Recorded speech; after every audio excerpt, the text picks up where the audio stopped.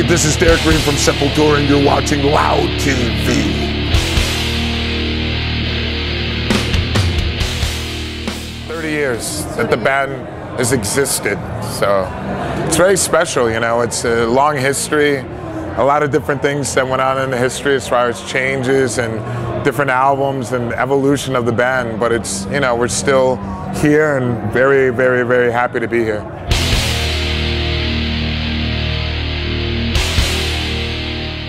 Yeah, it's amazing, you know. It's really like where we get our energy from, you know, in order to do so many shows around the world, and it's consistently changing as well and evolving, and it's fantastic, you know, in many ways. Of course, every place has its problems, but, you know, it's surviving, as it always will.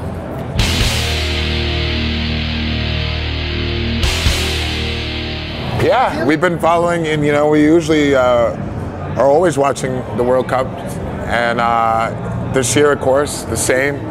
Whenever they have TVs available or whatever festival we're playing, but it's been great, you know. I'm really rooting for the U.S. team. They're doing very well, at least they have in the past. So hopefully this World Cup, they'll keep going in the momentum. But Brazil as well, I'm cheering for both.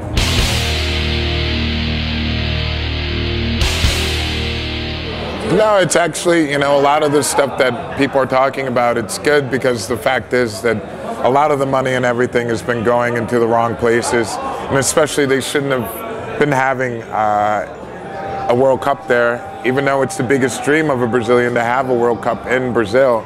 But I don't think a lot of people realize what FIFA was about, and that's a big problem. I mean, if you look at the history of FIFA throughout, you know, what it's done to certain places, and you really understand how wrong it can go. But it's gone horribly wrong there because it was already corrupted to begin with. And when you add those two together, it's just going to be even bigger amount of corruption. So all those things that people are talking about, it's good that people are actually talking about and kind of waking up Brazilians, because there's a lot of things that were problematic way before the World Cup that I recognize as being an outsider, so it's easier for me to see those different things. And especially coming from the US, where they have their own problems as well. But the first time entering in Brazil, I realized I was like, wow, there's a lot of education that's needed, number one, with hospitals and all this stuff, but people get psyched on, you know, propaganda of the World Cup and everything. It's the biggest sport in the world, and of course Brazil has been, you know, 5-time champion, so it's gonna be, you know, it's in the blood of Brazilians. So it's unfortunate, you know, that all this money was wasted on, I feel, you know, I'm a fan of sports and everything, but I'm not fanatical. And I understand there's much more important things that are needed in the country than a football stadium that nobody's going to go to after the World Cup is done. It's just a strong wake-up call, like I was saying, you know, but hopefully people will see things differently now. It's all about propaganda, actually. Yeah, a lot of propaganda, very powerful, you know. I mean, like I was saying, coming from the US, it's like where they designed that whole idea of mass propaganda in such a ingenious way to manipulate people. It's never ending, but people don't understand the power that it has, and especially growing up in the US, you're bombarded by it every day, where you become completely numb to what's really going on. And I grew up with that way, but living in Brazil now for being outside the US for 16 years, you know, I really been able to see all these different changes and how effective it is.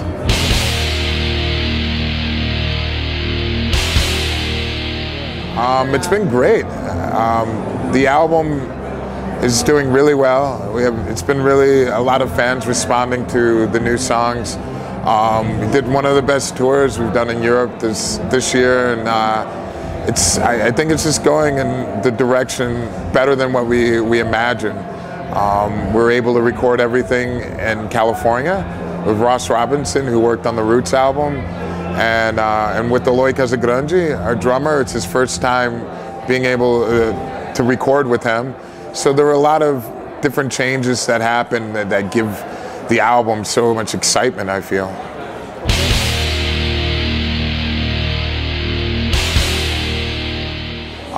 The album itself is based on just the idea of the title. You know, there's so many people that are doing robotic things in their lives and they're not really using their heart. The feeling of humanity, you know, is kind of being lost in technology and a lot of just propaganda of different things that are happening around them. They're forgetting the true essence of why do you do certain things? Where's the passion, the love that's behind it? And to be human, you have those, I think those things are really necessary, you know, to be able to make judgments using your heart and that passion, that drive.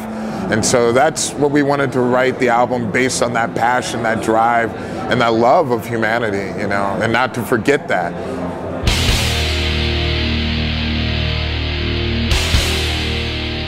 I think it's a big influence from our drummer, Eloy Casagrande. He's a big fan of metal. So him and Andreas together writing a lot of the album, it pretty much gives it this feeling.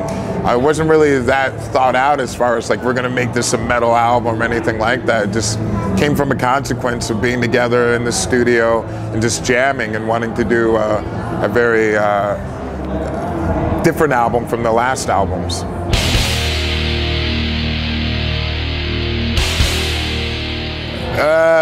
Je m'appelle Derrick, comment ça va? Ça va bien? We look forward to playing many shows in the future in France, and we're happy to be here at Hellfest.